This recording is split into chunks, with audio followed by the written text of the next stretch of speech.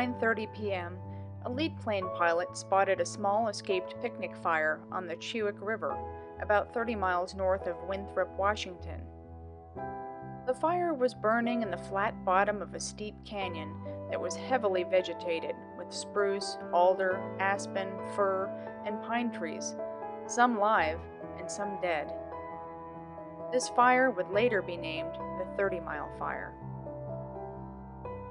This area was enduring a lengthy drought, and the moisture levels in large fuels were very low. The measure of potential fire intensity was near historic high levels for this time of year. In fact, another fire in the area, the Libby South Fire, was already burning over 1,000 acres.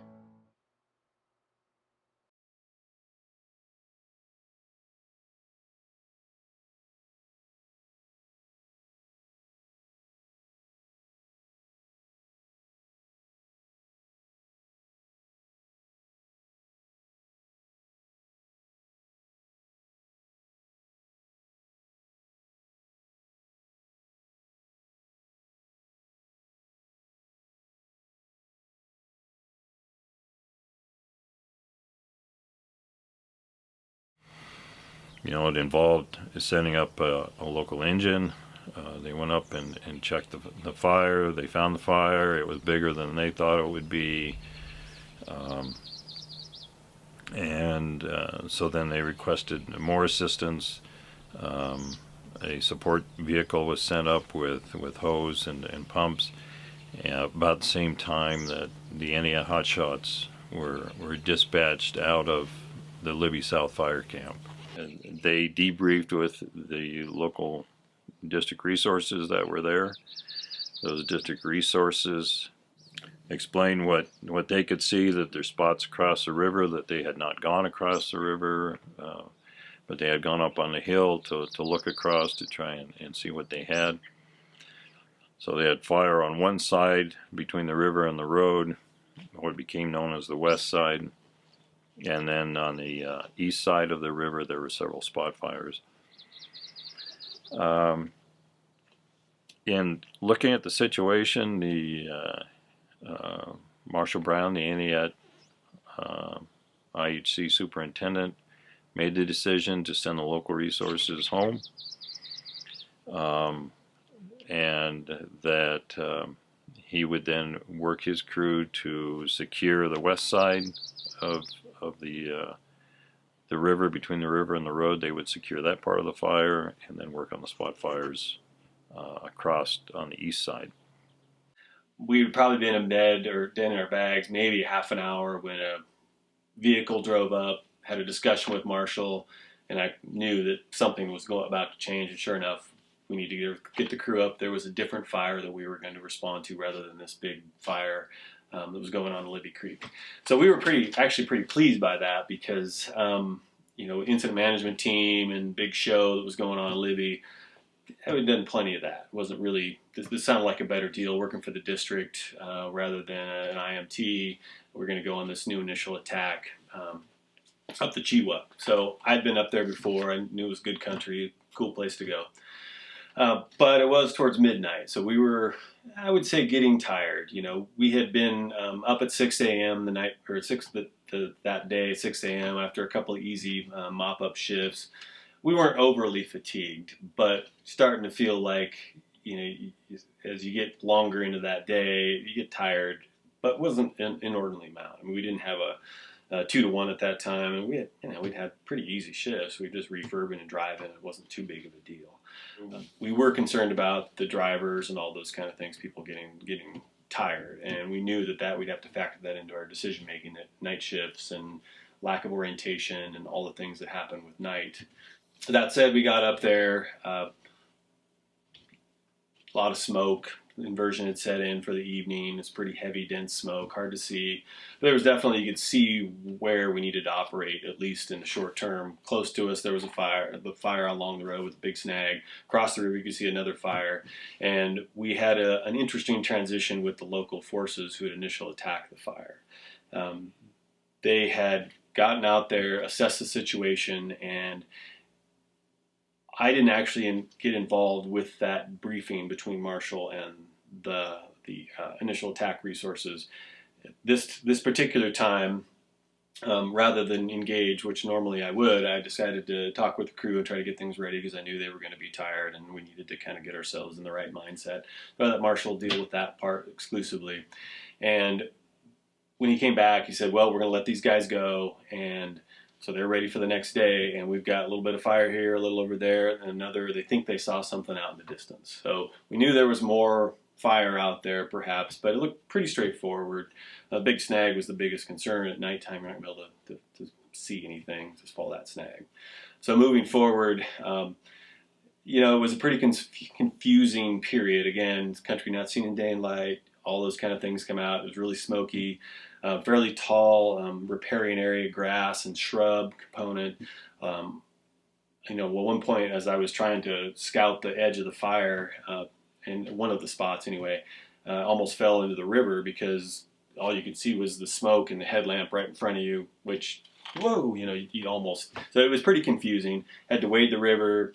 As I was scouting out the spot across the river, found another one, then I started to see glows. So kind of just one thing led to another throughout the night. Was able to, ended up finding 7 spots total, but it wasn't until almost dawn that I would say that we felt like we found everything that was there.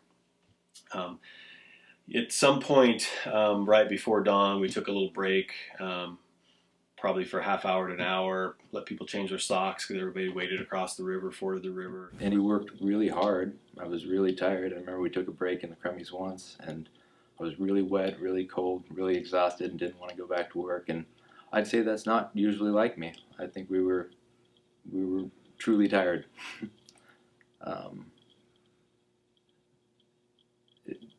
The line digging was confusing.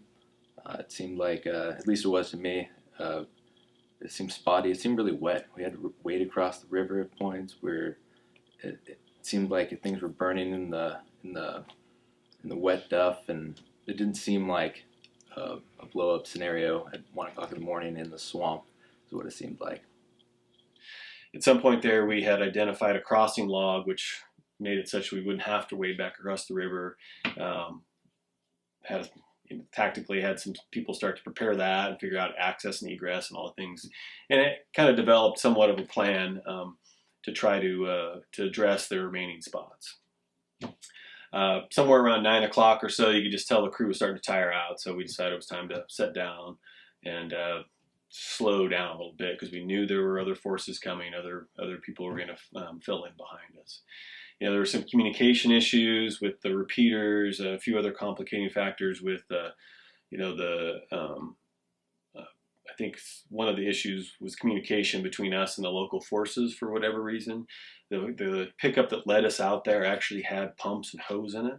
Unbeknownst to us, whether it was just breakdown in communication or wasn't said or we didn't hear it, whatever, we let them go. They went back with the pumps and hose, and then promptly thereafter, we put in an order for pumps and hose. So it just shows the communication wasn't real solid for whatever reasons. We had basically 3 or 4 spots left to do, one over by the river, one by the hillside, and a couple of little ones we needed to pick up. But when we started in on that, and about that time the crew came, the NWR number 6 showed up, and that was a good thing because we were been up over 24, 27, 28 hours. It was probably time to start transitioning out a little bit.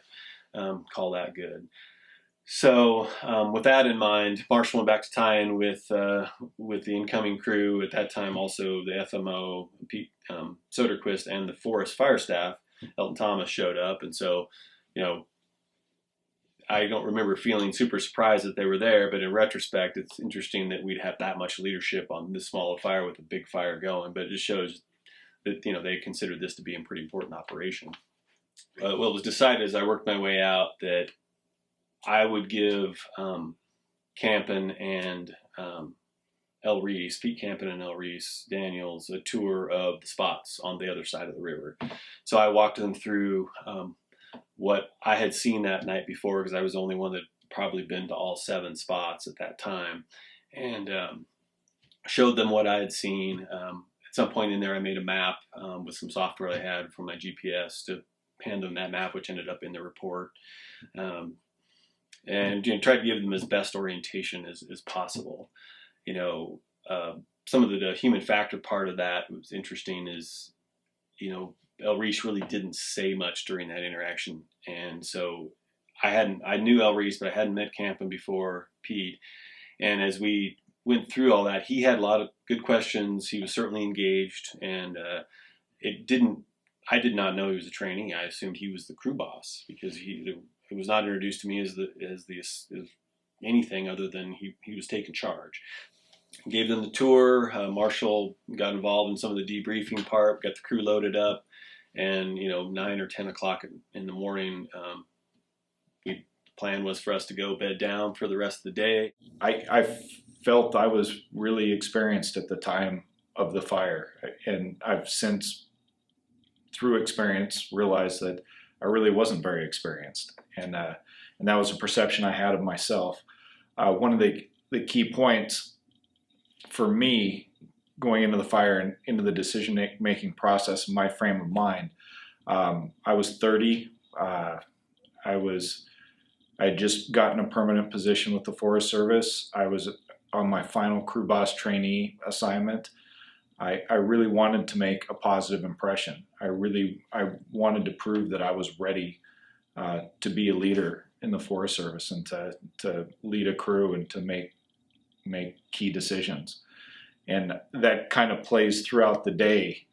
My expectations were, as I made decisions, I needed to be confident with my decisions, but that the supervisors that I worked with would give me direct feedback, and that if I were making a decision that may not have been a great decision, that I would get immediate feedback to that. Pete Soderquist and Elton Thomas also took a hike over across Crossing Log and did their own recon over there, looking at what was there and what their expectations were, and they were looking at what other resources they may need to order in. They made some decisions about putting in a spike camp so that they didn't have to travel the hour each way back to town, and looking at some of those oversight management things while they were there. Once they were done with the recon, they came back to the crew. Pete Campen went about briefing his crew. And Elton Thomas and Pete Soderquist rejoined them after their recon, came in kind of at the end of that, and made sure that they had used their briefing card, and also that Pete Soderquist brought a weather forecast, spot forecast that they had for Libby South that turned out to be really quite accurate for what their conditions were also. And asked if they had any other questions, and he filled them in on the availability of the helicopter and some of the other resources that they might be able to get. Got ready to get together with the leadership, on-site leadership. So within I'm going to say the next 5-10 minutes, we had Marshall Brown, superintendent for the Indiana Hotshots. We had El Reese Daniels, crew boss for Northwest Regulars. We had Pete Campen, crew boss trainee. We had Elton Thomas, Forest FMO, and we had myself, District FMO, standing in a small circle. Kyle Cannon, the assistant superintendent for Indiana Hotshots, came out, did a brief introduction, then he went back into one of the crew vehicles and downloaded some GPS data, and then joined us soon thereafter with topographic color maps of the immediate vicinity and where the point of origin was, and 7 spot fires. And it was technology like I hadn't seen yet, actually. Okay, we did kind of a quick mental assessment of the fire. At the time when we arrived there, I'm going to put it now between, say, 9:15 in the morning, there was real light fire activity. The area had apparently been covered by an inversion layer the night before, or during the night. I know they had reported some active fire at times. I know that when Engine 704 arrived and did its initial size up, they saw active fire off some distance to the north and east of the point of origin. But when we were there, it was mostly ground fire, low-hanging smoke, very little air movement. I had heard from dispatch earlier on, that communications out there had been somewhat challenging throughout the evening hours with the ENIAD hotshots, and that they had found that the use of a human repeater in a mobile unit in the road was the best way to maintain positive contact between the incident and dispatch. And so we talked about that during the debrief and the transition of command. It was at that point in time where my thinking was that this would also serve as somewhat of a roadblock, because before I left the fire ground that morning, I also contacted Okanagan Dispatch and I asked for a barricade to be brought up. I, as District Fire Management Officer, don't have the authority to close a road, but I can get the ball rolling, basically, and that's what I was doing. I was ordering it up. By going through dispatch, they could then go through the appropriate line officer and get the order signed, basically, what it was. We all got together, we did introductions. I don't specifically remember introducing Daniels as the incoming IC. At this time, it was still customary for a crew boss to do kind of a double duty, IC and crew boss role, particularly when you've got a crew boss trainee in tow, and one who, in this case, like I said earlier, I was impressed with Campen's demeanor. He was engaged, he was asking good questions, making good comments, taking notes, and seemed to be working under the watchful eye of a guy that I knew to be a division supervisor qualified anyway. I later found out that Daniels was actually a Type 3 IC. By the time that Thomas and I got back to the vehicles, that log that had been across the road had been bucked and taken out of the road. And Cannon was gone. Campen and Daniels had their crew in a semicircle around one of the crew vehicles there. I was at my vehicle. As I was coming back out and I looked up, I could see that Elton Thomas was standing in the briefing circle with his Okanagan Wenatchee briefing card up, holding it. And so I'm thinking to myself, okay, these guys are getting a thorough briefing at least. And so as I walked back into the circle to join them with the information I was about to hand Campen on supplies, Pete asked me if I had anything to add to the briefing. And assuming that they had just used the Okanagan Wenatchee briefing card, I thought, no, probably not. I mean, after the recon, after the debrief of the leadership, and after seeing the briefing card, I thought, these guys are ready to go. There's nothing I can do other than, I said, are there any questions?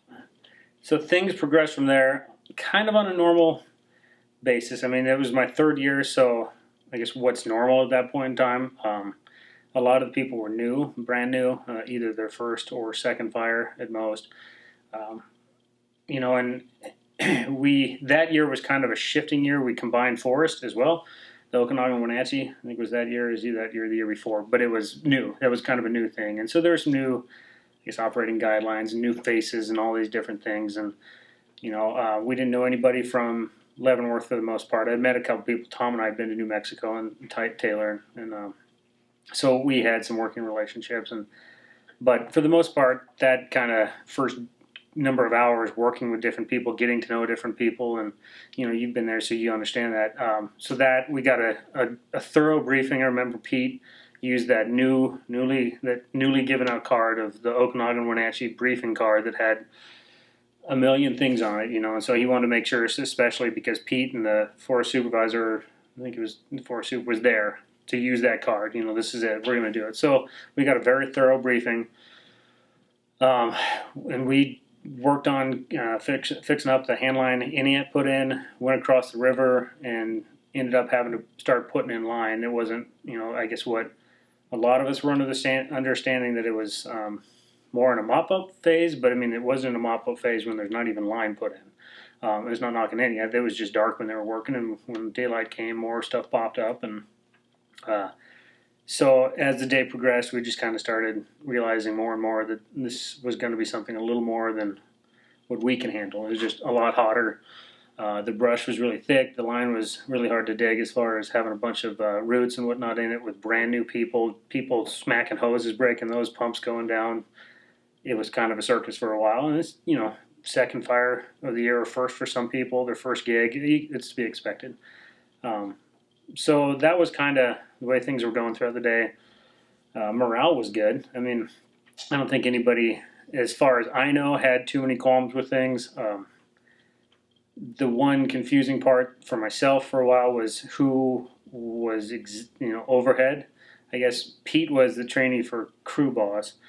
And at one point I remember him being told and telling us that he was also the IC trainee at the same time. And back then that was something that was a little more acceptable.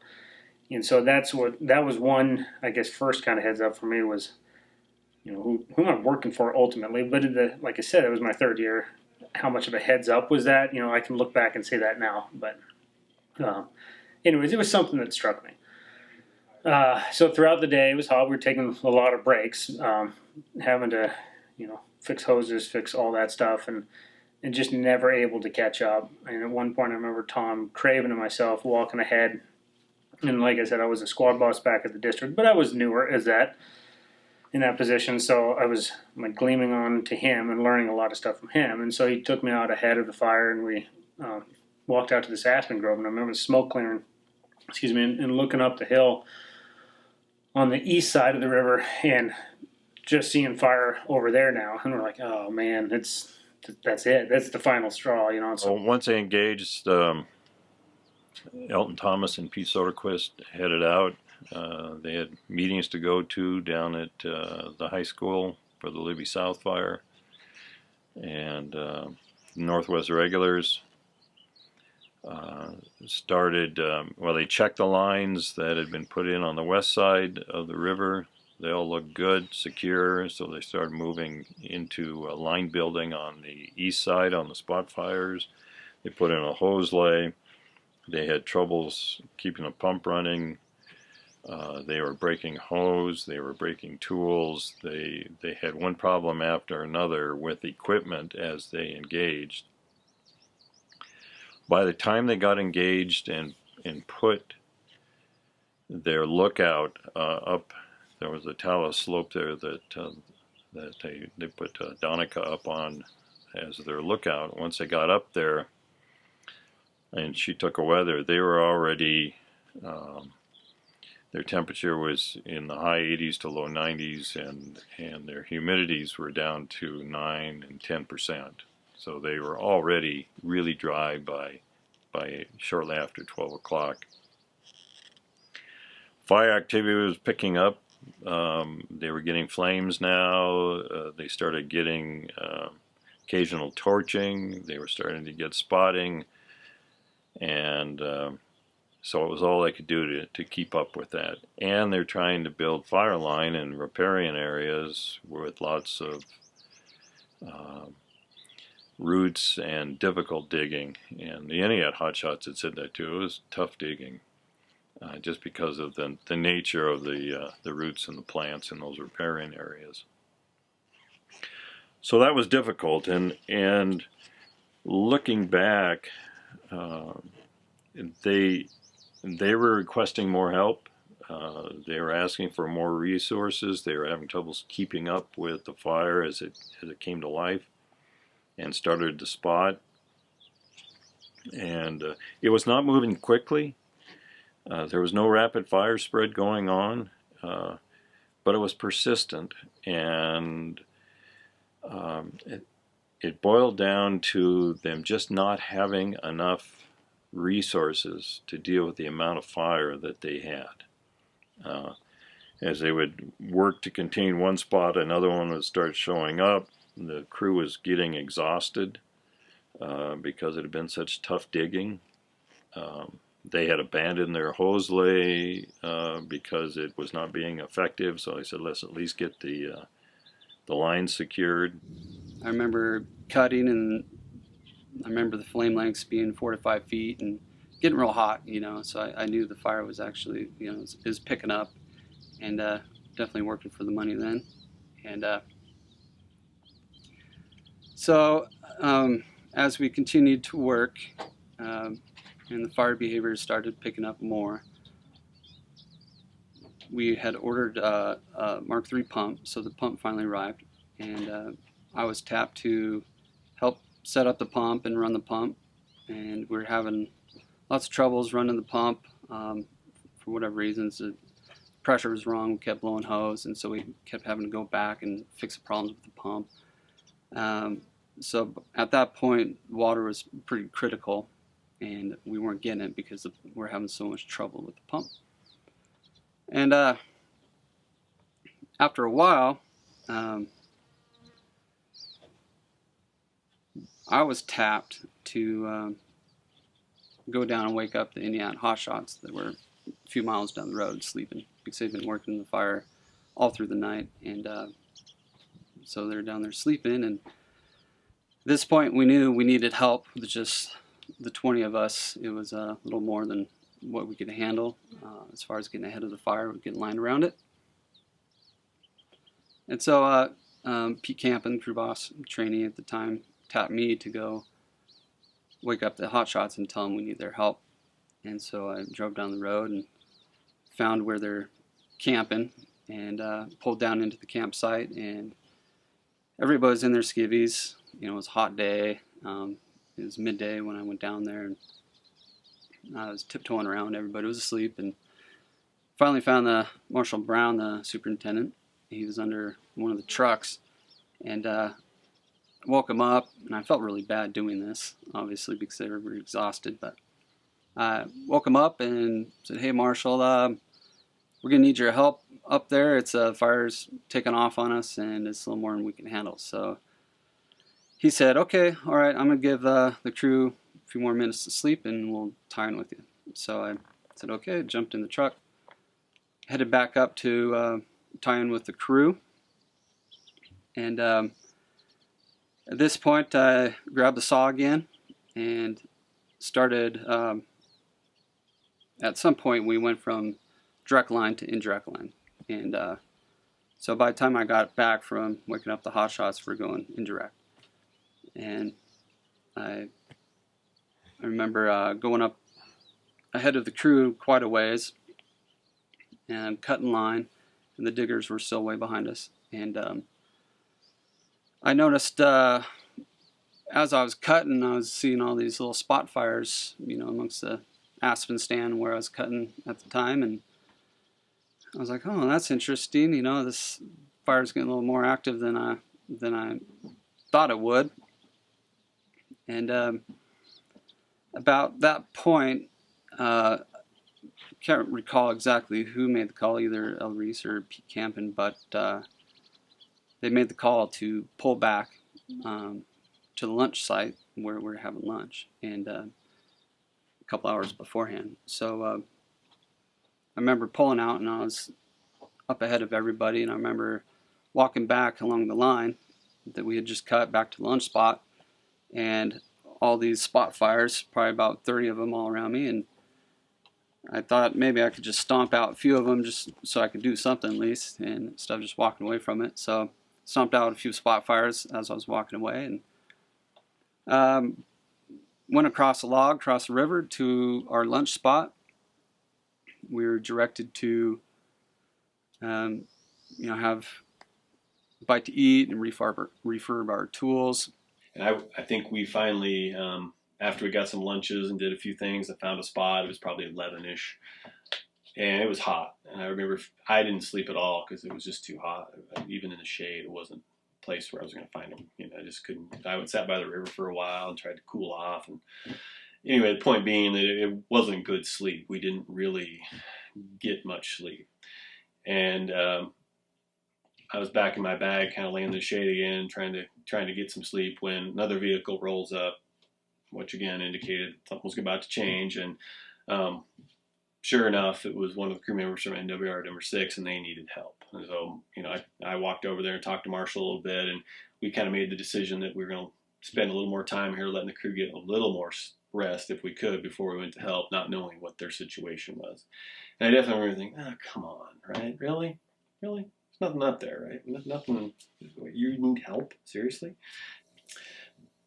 By the time we got loaded up, it was probably 2-ish, 2:30, and we drove out of where we were camping, came around the corner. There's a fairly significant corner where you could turn around and get a view, and here's this column starting to build, and the fire was obviously up on the hillside. So that was kind of the first indicator that something had changed significantly, that we, I was picturing what we had seen when we left, and that really wasn't what was happening, and they definitely needed help.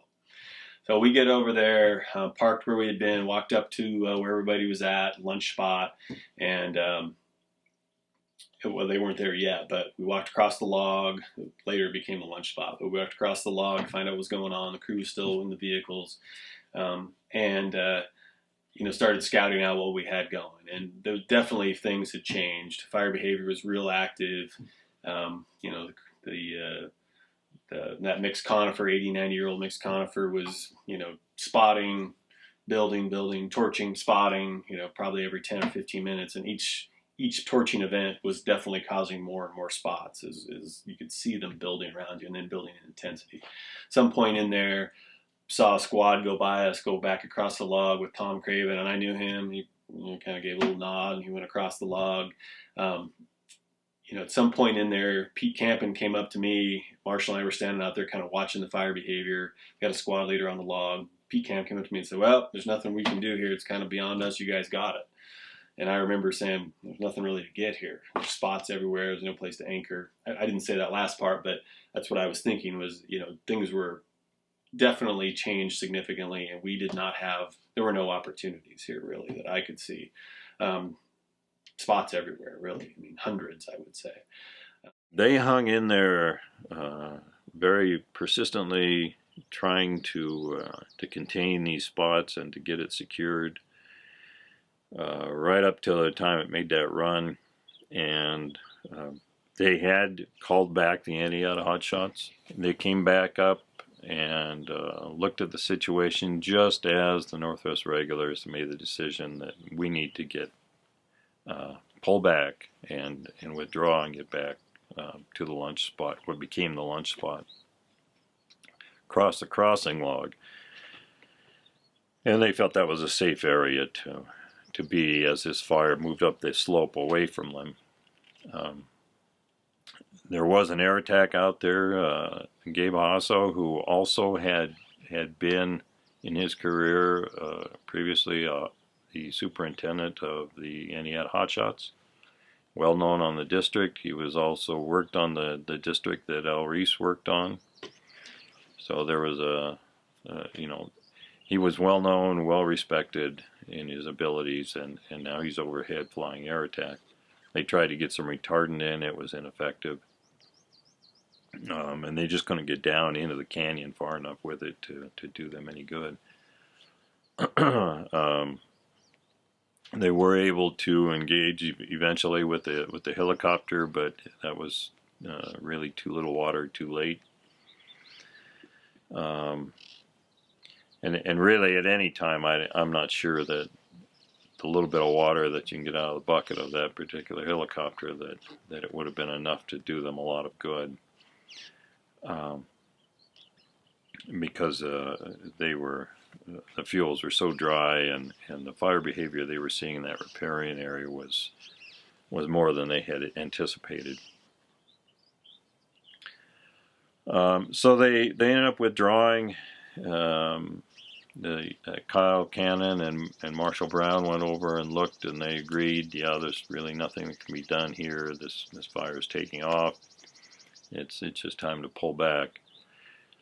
So they all pulled back to the lunch spot. The general impression that I have gotten talking to those folks was they were done firefighting for the day. They had done the best they could. They couldn't get the extra resources they needed. The other thing that happened was that the engines were ordered. Now there's, to this day, some confusion as to exactly how all of that happened, because you had a communication problem getting out of that canyon on the radio, And so they were using Gabe Hosso at as AirAttack to relay messages back and forth. At one point, dispatch called Gabe and said, "We've got some engines available. Would you like to have those?" Gabe indicates that he had checked with El Reese, and they said, "Yeah, send them up." We ordered a couple air tankers. The air tankers come in. There was a helicopter that showed up with a bucket to drop water. We were trying to find a place for the helicopter to drop, but it became a problem because the waters were being because they were raising fish there, so they wouldn't let them dip. So the last thing I remember is the helicopter made one water drop and it left. Mm-hmm. And there was a seat, and a big air tanker made a couple retardant drops, and they disappeared. Once the fires blew up, there was a lot of road traffic on the road, which the road should have been closed down. We had private vehicles with horse trailers and people driving up and down this road, and I just wondered why this road hadn't been shut down with the situation that we already had there. Didn't get an answer from anybody, so I tried to deal with the situation the best I could. Pete Campton pretty much handed it back over to me, and it was pretty much in my hands. And so there's I think there was 3 engines from the district that showed up. They tried to help. There was no use for them because there was nothing they were gonna do stuff there. So every time we talk about that re-engagement, from when we did the walkthrough with the investigation team to last week when I walked through with Kyle Cannon and Pete Soderquist, I get different perspectives on what different people were thinking during that process, and I get different insight from how things got ordered, and just every time I get a different idea of how that happened. I've accepted that I was kind of the catalyst one of the catalysts for it happening. But it starts with early in the day ordering resources and not getting them. And so in the morning we're ordering, crews, we want whatever we can get to come up and help with the fire. At some point, some engines are made available, and you would have to talk to Pete Soderquist and Gabe Hosso about how all this transpires, but the 2 engines become available, and it's relayed to Gabe, and Gabe says, "Go ahead and send them up." And from my perspective, Gabe from the AirAttack platform had ordered them, and Gabe, the AFMO of my district, a great guy I've worked with a lot, worked with several shot crews. I mean, if Gabe's ordering engines, great, we'll take the engines. And we've been trying to order engines all morning, so we're finally getting some resources. The way that engines were dispatched, the way Harry Dunn was told, is that he was going to come up. His orders were to come up the canyon and look for spot fires. When we were informed the engines were coming, we were informed that 2 engines were coming up to check for spot fires. They weren't coming in to check in with us. They weren't tying in as a resource for us. They were coming up to patrol for spot fires. So my understanding of the engines sitting on the ground was that these 2 engines were going to show up and patrol autonomous of us. We could still be disengaged and then pull out, and they're kind of working on their own. And that's kind of what the engines thought too. So when the engines came through and did their check-in, which is another point of debate on how that actually went down, they waved at El Reese and they went on their way to check the fires. In my mind, they were on a different mission, and they were doing something completely different. Apparently, when the engine was requested, dispatch said that they were to go up and patrol the road for spot fires. And so they came with the assumption that they already had their orders. And so the engine 701 and 704 were dispatched and proceeded on up. They also brought the road closed sign, put it in place as they came in. When they reached the origin of the fire, they stopped. They conducted their own briefing between the two engines. And engine 701 or 704 personnel got out of the engine and spaced out their personnel between the origin and the lunch spot, and were patrolling the road on foot for spot fires. Engine 701 drove up to the lunch spot. Everybody was congregated there. They stopped at that lunch spot. The engine supervisor got out on his running board, looked over the top of his engine, pointed over to El Reese, and El Reese was talking on the radio to the helicopter at the time. And the engine supervisor said, "We're going to go up the road and check for spots." And El Reese nodded. And so that was his check-in on the fire. But he felt as though he already had an assignment, that it wasn't necessarily a need to check in and get another briefing. So he heads on up the road. At some point, I remember sitting in the ditch, and a couple of engines came up, and we had to jump up real quick and get out of the road. Not like they were going to run us over, but I mean, we got up, and remember, talking to the guy, and he was asking, "Where's El Reese or somebody?" And I guess they had a real quick briefing, and those engines just sped on up the road. And so we were wondering at that point, so what changed? What's the plan now? So all of a sudden, some people are engaging, and a lot of people are sitting around, and then nobody's getting a briefing on what's happening. So it turns out that they were from the local district, and they got dispatched up to go do that. And I headed on up the road, and shortly thereafter, a couple squads ended up being called, myself included, to head up the road to assist them in putting out spots. Definitely have some strong recollections of sitting around in the lunch spot. I had a discussion with Tom Taylor, because we've done some timber cruising, timber stuff together. I didn't know many people that I knew of El Reese. Had never met Campen, like I spoke of. I definitely remember Barry George coming in and having a discussion, and I know Marshall participated in that. I didn't. I was with the crew at the time, and definitely have a vague, I shouldn't say definitely, have a vague recollection of an engine coming into the mix. And I know later on, when I saw the engine up valley, I was not surprised to see it, but at the time I had a real hard time remembering anything associated with the engine, whether that was stress related, I'm sure, or whatever. Interesting. But so all these things are going on. Everybody's kind of sitting around, sharpening tools, eating. We were definitely, I know Marshall and I had no intention of taking more action on the fire, really. We knew that there was a lost cause. It was going big.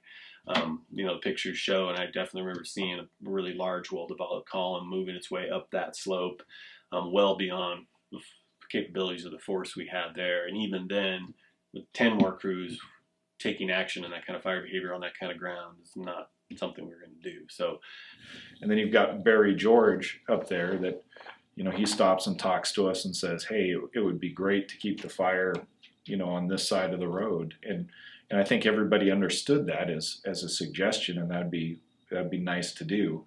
But there was no formal plan. There was no discussion on how to do it. It was just something that may happen later in the day. It may happen with us. It may happen with the engines. It's just this idea that the fire needs to stay on the other side of the road, if possible and if safe. And then there's Kyle Cannon and Marshall Brown going up to the end of the road to check for campers and make sure no one's stuck at the end of the road. They head up, the engines go by, they head up, and then there's a call for a squad to come up and assist the engine with the spot fire. That call comes down to us, and what are we going to do? We're sitting around in the lunch spot. We've got the resources. There's an engine asking for the resource. Yeah, we can loan them. We can loan them a squad. And I've asked Tom Craven, say, "Hey, how do you feel about heading up the road and helping the engines out with the spot fire?" And he's like, "Yeah, I'm in." And he He gets in, and there's no, at that point, there's no real discussion about a re-engagement. There's no formal plan for a re-engagement. It's just kind of happening, one little step at a time. And it all seems very reasonable to be doing. Sometime around this point where we're breaking for lunch, refurbing the tools, an engine had gone up the road to put out some spot fires. The whole objective was to keeping it east of the road, and so the engine needed help putting out some spot fires. So Pete Campin gave the call to load up in the vans, head up the road to put out some spot fires and help the engine. So I had 2 more teeth to sharpen. This was a big twist of fate for me. I had 2 more teeth to sharpen on my saw, and after he'd given that command to load up and go help the engine. And so by the time I was done sharpening those 2 teeth, grabbed my saw, went to go load up in the van, and by that point, another Sawyer had jumped in that van. And this is the last words that Tom Craven spoke to me, but I went to go load up, and he looked at me and he said, "Sorry, Wallace, the van's full." We were sharpening tools and cleaning saws and watering up and refurbing, so to speak. I was pretty much helping a young man learn how to sharpen a chainsaw, and I got a call on the radio to re-engage and head up the road to a spot fire. We got up to one engine and asked if they needed assistance, and they said, "No, we're fine. You may want to head up the road." So we headed up the road to where the second engine was and engaged that spot fire with the incident commander and the crew boss and Tom Craven's squad. And we started digging line around that spot. The long and the short of it is we end up, Marshall and Kyle are coming down, and I'm in the van heading up, and the 3 of us have a conversation. El Reese has gone out to check out the spot fire. Harry Dunn's doing something. Tom Craven and Tom Taylor are getting their crews ready to mop up these spot fires. And Kyle Marshall and I are sitting there and saying, well, what are we going to do? And Kyle let me know that Marshall and he kind of thought that it'd be good to just not do anything. And I was kind of, and this came up too, I'd previously in the year taken a tactics class from Kyle and Marshall. So I'm sitting here with these 2 guys that had just taught me this tactics class, and I want to say something smart. So I say, why don't we spread out along the road, and we can hold the road between here and the heel of the fire, here in the point of origin. And Marshall said, well, I wouldn't spread out any further up the canyon. And I said, I agree. I don't think we should get any more spread out. And there was an agreement there that we could safely spread out from the heel of the fire to the point that Harry Dunn's engine was. And we had the discussion on how to lay the resources out, that ENIAT would tie into the point of origin, and we'd tie in from them, and we'd extend along the road, and we'd try and hold the road. In hindsight, that given the fire behavior, the size of the fire, what it was doing, it was fairly pointless for us to engage in that tactic. But I think everyone there thought, well, it's pretty pointless, but we can do it, and it's not going to be unsafe, and we'll be doing something. And there's that, the worst thing you can do to a firefighter is ask them to sit still, and so, everybody kind of wanted to be doing something, and so we ended up with this idea to spread out along the road with no idea of the consequences it would cause. And I remember Cameron saying, "Oh yeah, and by the way, there's a couple more spots back behind me." And I definitely remember Marshall looking at each other and go, "Whoa, really?" That changes things significantly, right? Here there's some exposure going on here. And, in retrospect, I think, Marshall would say the same thing, that was definitely an opportunity where we perhaps could have made a significant difference in the incident. But we're coming back. We're not really sure what the plan is. Marshall's not the IC. I'm an IC3 trainee. Maurice is in charge. There's that whole dynamic between hot shots and IA and ego and all the things. We kind of, there's sometimes resentment that can happen, and this is a forest crew. We know some of these people, so trying not to be too domineering, but I know we both felt like, whoa, the ante just got up to be in this game, and this is not so great. But as we went back down canyon, we looked at those 2 spots. They were 5x5 or whatever, and not super active or anything. We drove around the corner, another quarter mile, got out, briefed the crew, talked to them a little bit. They loaded up. It's probably 5 minutes, if maybe 10 max, before we came back up around the corner, where eventually the fire was where they got cut off. And it had changed. It was building. You could see they were 20 by 20, and things were building and changing. And we turned around and got parked. The crew was doing their thing, turning around. It takes a little longer with the crew carriers. And as we got out, you could just feel things were changing. It was building rapidly. An engine pulled up and was starting to do some stuff, kind of half parked in the road, which I remember thinking, what the hell, you could feel things kind of getting out of control. Spots are across the road, and I actually had my shovel and threw a couple in the road, and then realized that wasn't making a lot of sense. And the spots on both sides of the roads were building rapidly. And, at that point, I remember Marshall getting on the radio and saying, hey, you guys need to get out of there. Couple, 3 times. Hindsight, they were actually on their crew channel, and Campen was talking to them, and Campen was right close there as well with another squad.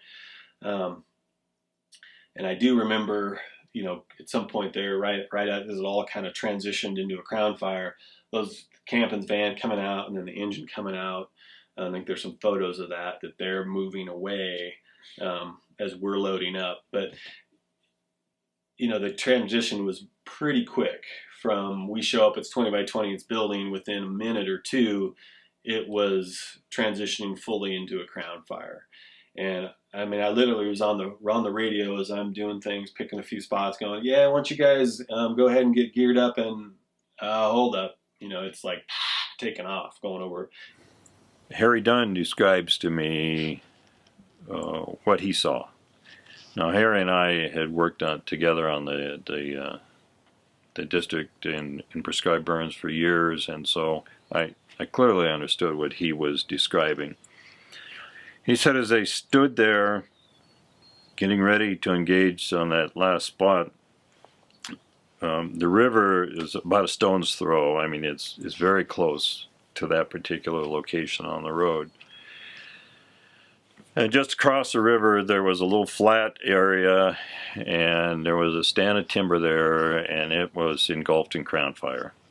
And this had been described by several other people also. The wind was at their backs as they looked across the river up at the fire going up the hill.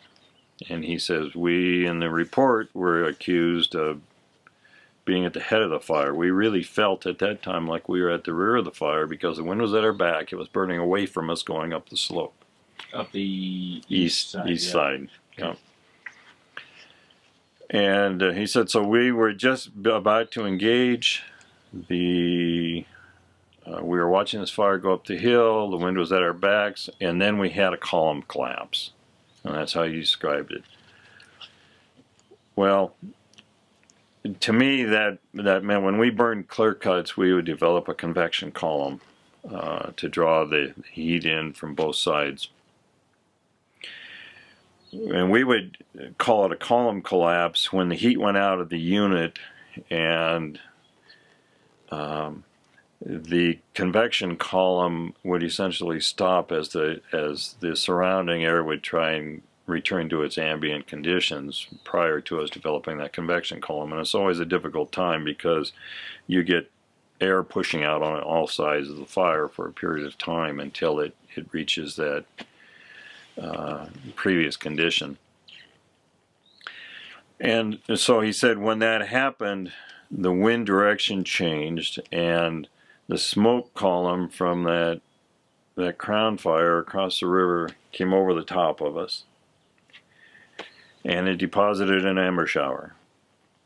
And we looked around and we immediately had hundreds of spot fires starting up. And Pete Campen said it was a situation where we didn't have to say anything. Everybody knew it was time to go. At the time, my van load came and tied in with the engine. Actually, the engine was already driving down the road as we were going up to help him out. And so I'm like, well, there goes the engine. So we pulled up to a spot where the engine was working, this last spot. And I remember Pete Campen was with me in that van. And we got out of the van. And as soon as we got out of the van, we stepped outside, and there weren't any spots anymore. It's just a wall of fire as far as I can see. At this point, with a few choice words, Campen said, "Get back in the van. We're heading out here." So we didn't even engage at that point. As soon as we got out of the van, we were back in the van. So we threw all our gear in the van, did about a 12-point turnaround, and started going really fast down the road to try to get out of there because the fire was pushing our position really hard at that point. We got a call from Marshall Brown saying that we needed to head back down the road to the lunch spot. Another minute or two went by, and we got another call with more urgency behind it, saying that we needed to get back to the lunch spot. So we loaded up the van. Tom Craven's squad started running down the road. We drove by him in the van and got up to a portion of the road where the main fire had crossed the road, and made the decision that we weren't able to drive through it. So we turned around, picked up Craven and his folks, and we headed up the road. And then about that time, that's when things kind of went to hell in a handbasket. It's just, I remember at one time I was driving one of the vans, and I had a bunch of people in the van, and then I had some more people walking right alongside the van. So the situation got really bad, and ended up putting everybody in the van that I had, and went up to further up the road from the fire. But one thing I remember is the fire was so intense, it reached across the road, about 150-foot flame that stretched across the road. And my thought was that maybe I can just go ahead and run through the fire with the van, but something that says don't do that, because I'm going to endanger people more than what we already are here. So I end up turning the van around, and then there's another van already parked up in another spot, in kind of a big white spot in the road where we just hung out. So my perspective is that I thought that we could just hang out here until things calm down, we could get out of here. That didn't happen. Things were getting a lot more serious as far as fire behavior down Canyon. It was time for us to disengage and drive back down. And so at that point, we wrapped things up and got back on the road, started driving back down. But because we didn't have enough seats for everybody, and the way that it was portrayed to us was it wasn't like it needs to happen now. It was, you guys need to hurry up and just, start making your way back. That myself and a couple others started walking down the road behind the van. And then at some point, we kind of picked it up a little bit, and then we turned a corner to see a wall of flame going across in the entrapment area. And the van's reverse lights on doing a 20-point turnaround. So we turned around and started running back up the road to where El Reese came up and picked us up, and with just arms and legs hanging out the van, hopped in and started driving up to the deployment site. And on the way up, we had a decent conversation, really, amongst the whole group of, kind of what's going on, and we need to maybe looking for safety zones or anything like that. So we discussed wetter spots along the creek side, just rocky areas. So we had at least a discussion started of that. We weren't blind to the fact of what was going on.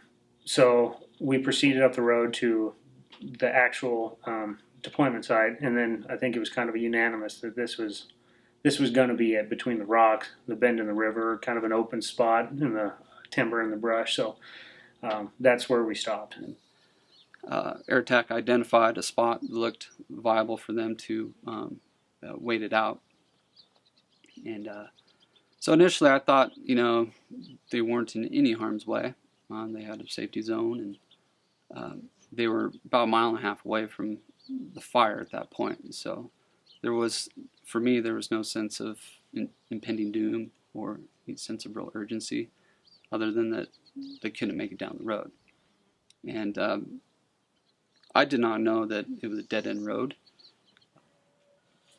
Gabe Hossel was flying AirTech. When they disengaged at the lunch spot, while they were disengaged, they had to refuel. So he went back to North Cascades Smoke Jumper Base. They went back for fuel and lunch.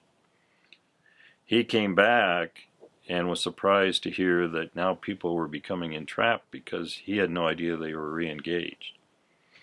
He immediately gets drawn into this situation, starts giving El Reese directions on where he might find a place to sit this thing out as hopefully the fire burned around them. They looked at a couple of spots on the way up, and they didn't like those particular spots, so they kept going. And they finally arrived at the final deployment site. It had a lot of things going for it. It had a big talus slope there on the west side of the road. Then you had the river and the road came together. You also had a huge rock slump that filled up the basin of the river, 800 to 1,000 feet square. And the fire was on the other side of that rock slump going across the hillside. And so El Reese checked with Gabe, said, "What do you think?" Gabe says, "Yeah, this looks like your best spot. There's one more above you, but I think this one's better." And so at that point they decided this is where we're going to wait this thing out. Okay, so we're at the deployment site. Pete and Marshall and Kyle and all those guys, El Reese, were talking significantly, back and forth on the radio. Gabe Hasso was overhead. His air attack, he had limited vision just because the amount of smoke and the tight canyon and all that stuff. And so they were talking back and forth about how the situation was and whatnot, a lot of talk. And, at that point, we got into our groups of who we knew. At that point, Natchez people, kind of hanging out with Natchez people and so on. So Tom Taylor and I had already known each other, even though we weren't on the same crew. And we talked a little bit about, if this is where we're going to end up doing this, then we need to maybe do some brush work or something. We talked about cutting some brush out on the other side of the river, maybe falling some trees, something, if nothing else, it was busy work and keep people's minds off of this, but it would have helped, and so I guess ultimately there wasn't really any conversation of what the plan is, what are we doing here? There's a lot of talk back and forth about what the big picture was, but not what are we doing here. So that was something that was lacking. And then at some point, myself and a couple others got up on the rock, which has come to be known, and looked back east, and we could see a lot of really good fire behavior. And I remember Tom Craven sitting there talking about how things were going and why and all that stuff, and it was neat at that point. But then I kind of, throughout that whole thing, I kind of had that uneasy feeling this isn't, sure, it'd be great to just sit here and take pictures, and we can say that's most likely what's going to happen, maybe trying to convince ourselves of that, but reality, I think you kind of knew that wasn't going to be the case. So we're sitting on the rock, and people are walking around doing this and that, and then as time goes by, there just really wasn't any more organization at all. I just kind of, I don't even know where El Reese went and whatnot. And at some point, you could just kind of see and feel the atmosphere changing as far as, the fire was getting closer and just everything. Just that awkward, eerie feeling that things were happening. And so I remember myself and Karen Fitzpatrick and a couple people, sitting on the rocks, and Rebecca Welsh and Rebecca decided to go back down to the road. And Tom Taylor was, a little further up on the rocks, trying to, he was up higher than us, trying to look around, see what was going on. And at some point I remembered you look across the canyon and see fire, and you look down canyon and you see smoke, and just kind of this rolling smoke, doing this, going up the canyon. and thinking, wow, that's pretty impressive. And then all of a sudden, there's a little ridge from where we were sitting that kind of keeps you from looking directly down road.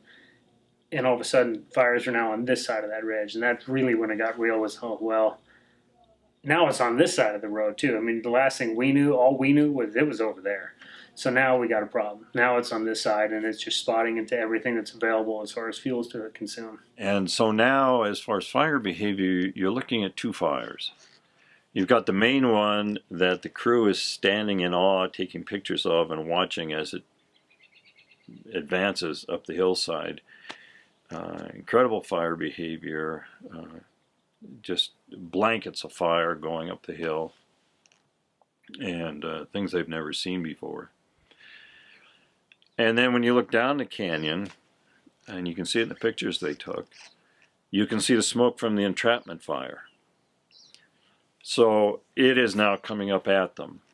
And the main fire is going around them. And effectively what you have on these two fires is the main fire is becoming plume dominated. It is beginning to dominate that environment, is creating these indrafts. I think it was 20 miles an hour clocked by the helicopter that became quite stronger later. And now the entrapment fire coming up, and based on the photographs that we see that Gabe took at the time, the entrapment fire is now a wind-driven fire being drawn up into the main fire with these 20-mile-an-hour indrafts, also combined with the up valley winds. Tom Taylor decides he wanted to get a better look, and he's wondering if there's a better place to be. So he starts to climb up on the Talus Slope on the west side of the road. And again, the rest of the crew is milling about. Now the Hagemeyers show up, and they say, gosh, we were at the end of the road, we saw the smoke, started to get concerned, and the crew informs them, well, we're entrapped, and so are you. You need to change into some long sleeve clothing and pants. They had on shorts and short sleeve shirts. There's no extra shelters for them. There's no briefing that is done with them, but they become a part of the event. Now, they start to get, El Reese starts to look up in the Talus Slopes where Tom Taylor has gone, and he starts to see smoke. There's a smoke here and a smoke there. Evidently there's an ember hitting here and there, and it's finding fuel out in that Talus Slope, a log. And at any rate, Tom Taylor reached the point where he said, yeah, the road's a place to be. So he's headed back down to the road. Well, he gets part way down, and they start to get this ember shower. And it starts to snow fire. And so it's bouncing off their hard hats, and it's bouncing off their clothes. And so El Reese has them get their shelters out and wrap themselves in their shelters to protect them from these embers. As they're doing that, they get hit with a blast of convective heat. So he orders everybody to shelter up. That blast of heat hit so hard it knocked Tom Taylor on his butt coming down from the rock slope. He picks himself up. Of course, he turns away from that heat and hollers deploy and starts running back up the Talus Slope. And then at some point, it just happened like that. And so it was on the other side of the river, pretty much right across from us. Things were spot right around us. And so it was more or less, I guess, I don't know if it's a organized panic as far as our little group. We had Tom to kind of control, what we were doing. We just kind of all moved to this little single unit down below. I'm not really sure how that all worked out, because when it happened, it happened. And so we decided to turn around, and Tom started yelling at everybody to run uphill, Tom Craven. And so Tom Taylor was already up a little further. We started running uphill, and I remember just the panic of, we need to go, because you can see from where we deployed, if you look up a rock band of like cliffs and whatnot, there was a lot more sparse with vegetation than down in the valley bottom where we were. And I remember thinking, and Tom saying, that if we make it up there, we got a pretty good chance of being fine. Might have to pull some shelters over just to kind of cover ourselves from some ourselves from embers falling, but we'll be all right. I mean, there's really nothing to burn up there. But I mean, you're looking at it, and it's quite a ways up, and it's a far hope. But so I remember pushing Karen on her bottom, pushing her up the hill, like yelling at her to get going. But because of just the way that the wave of heat hit us, that we weren't going very far. So we went up, whatever it was, 30, 40 feet. And then ultimately that's just kind of where we ended. And I remember Tom Taylor yelling, "Time to deploy shelters." And so we got ours out, and at that point the wind was blowing so hard. The second real big thing of, well, this is really real. I'm getting in my fire shelter, and this is happening. And so I remember getting in there, and I didn't have the best seal underneath. I mean, the rocks are large rocks, and there's really no flat spot. There wasn't really any vegetation where I lay down at all.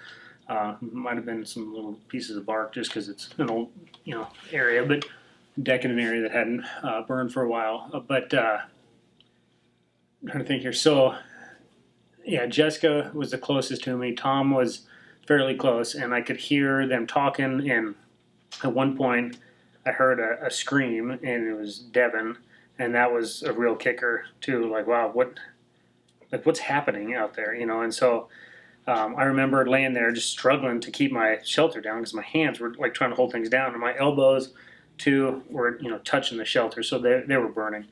And so I remember a big, like, football-sized chunk coming up on the right side, up underneath the right side of my shelter, of just this big burning, not an ember at that point, a big chunk of burning material.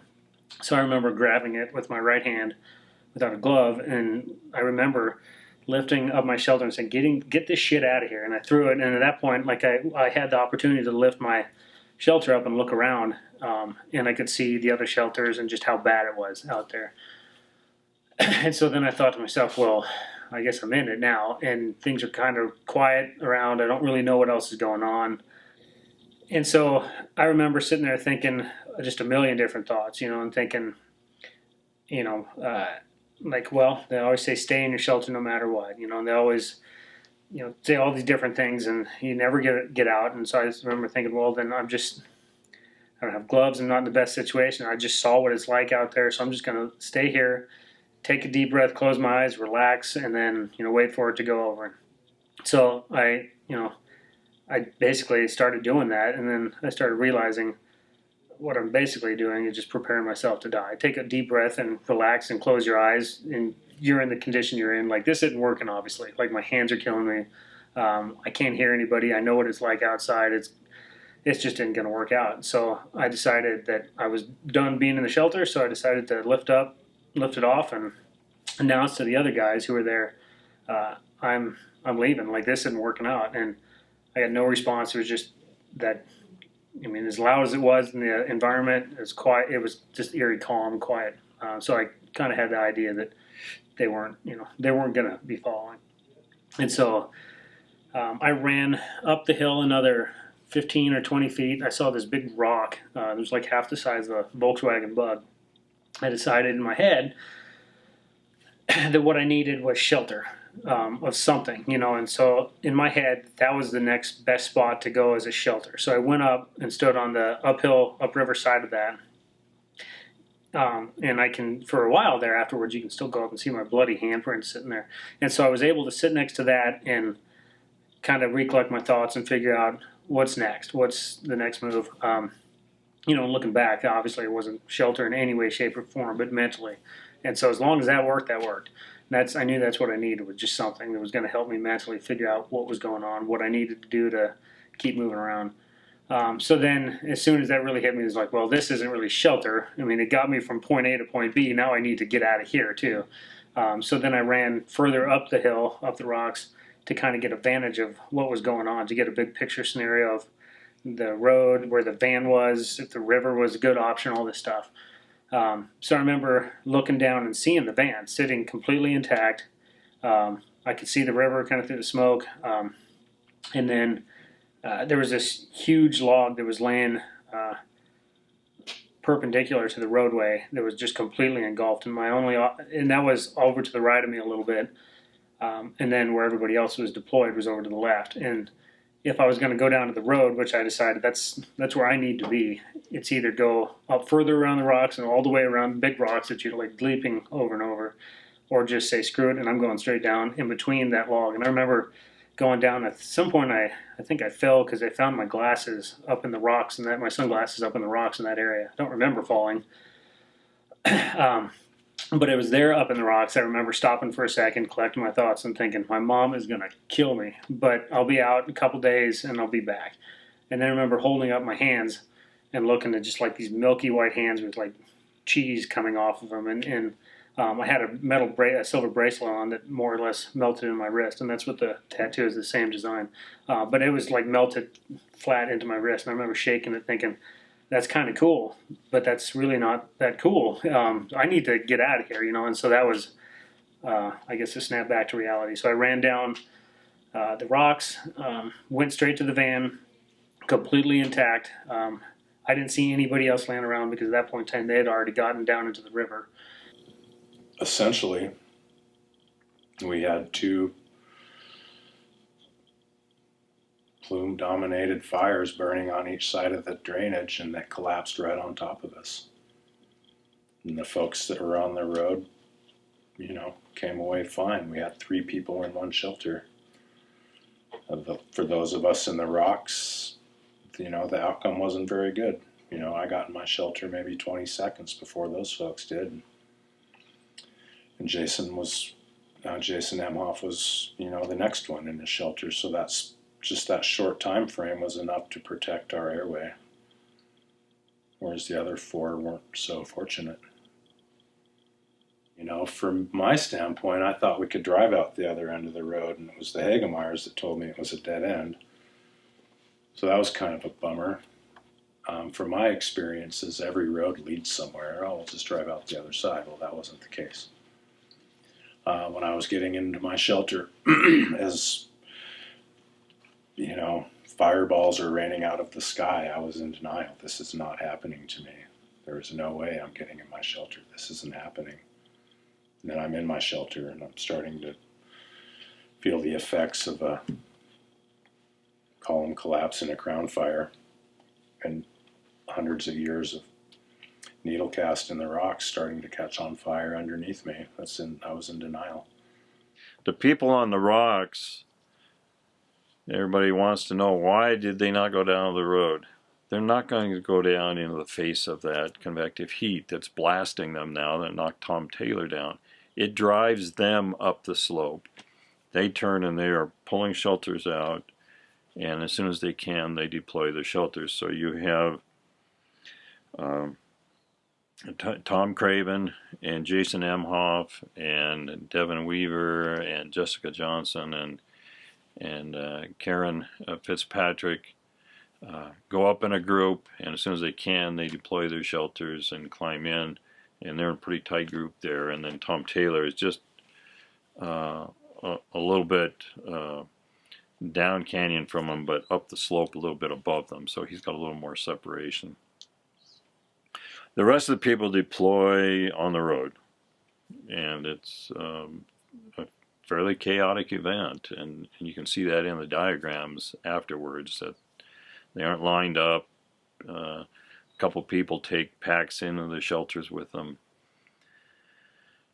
but they all get in, and the Hagemeyers jump in with Rebecca Welch. She just happened to be there. They climb in with her, and she has quite a chore keeping them calm and in that shelter. The first van load pulled down the road, and the first person who got out was Rebecca Welch. So I came up to her and I was like, "Rebecca, what do you need?" And she asked me for some pants from her red bag and a little doll, that stuffed animal that she kept as good luck in her bag, and so she wanted that. So I grabbed those things out of our trucks and gave it to her. And I saw Scott Scherzinger, who was another Sawyer. He got out of the van as well, and I said, "Hey Scott, where's Tom and the other folks from our squad?" And all he could say was, "It doesn't look good, man. It doesn't look good." I'm like, "What do you mean it doesn't look good? Where are they?" And he said, they can't find him. It doesn't look good. I don't know what to tell you. So it was at that point where I figured that something bad had happened. And it wasn't until Pete Campen took an inventory of the folks who were there after everybody who had just deployed came back down the road. And that's when he confirmed that there was 4 missing. You know, because we were parked on the main road, to like see the van go by, and it's like, you know, who's in the van, who's not in the van, who's dead and who's alive, kind of thing. And I remember that the word fatalities had been used on the radio, and it was like, which ones are they? The idea of an entrapment in fatalities is not a real thing until, you know, it becomes real to you, and it became really real all of a sudden. And when I study fatality reports, there's some recurring things that you see, and one of them is that firefighters are surprised by how fast things go bad and how fast the fire overtakes them. And they also say they saw fire behavior they've never seen before. Initially, right after the fatalities, I remember thinking to myself, you know, there's not even a question in my mind that I'm going to stop doing this, because I knew the inherent risk involved when I signed up to fight fires in the first place. Was it a surprise to me that those 4 out of the 6 in my squad perished? Yes, it was. It was a huge surprise. But after the fact, I remember telling myself, like, you know, I'm going to stay in fire. I'm going to do the best I can to learn as much as I can from other people's mistakes and be the best crew boss I can and be the best leader and lead firefighters into fires and keep them out of harm's way. And that was my goal right off the bat. I remember thinking that to myself when I was sitting on the bank of the river just after I found out they had died. And I remember thinking to myself, you know, how can this happen? Such a benign fire at first, and then 6 hours later, 4 of my friends are dead. And over time, after I thought that, you know, those 4 would be the only ones who would die. And over time, as the agency instituted more of a safety culture, people still were dying fighting fires. And I came to the realization that it's a dangerous job. As long as the agency and other agencies keep putting humans in the line of fire, people will continue to die. There'll continue to be accidents.